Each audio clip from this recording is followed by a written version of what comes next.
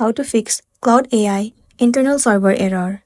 In order to fix this issue, the very first thing you want to do is to move into any of the web browser where you have been using Claude AI site.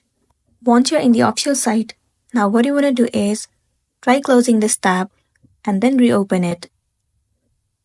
Most of the time, refreshing the page has also fixed the issue. Once done, the next thing you want to do is click on this three-dot icon at the top right corner of the screen. Head over to History. Once again move into History. You will see the site of Claude. You have to delete this site. Click on the three-dot icon right here and then click on Remove from History. Likewise, remove them all from this site. Once you are done, try opening the site Claude AI and then use it. It should fix the issue that you have been facing. If not, try heading over to a different browser and in the source bar, search for Claude AI. Move into the official site of Claude AI. Now enter your login credential and log into your specific account.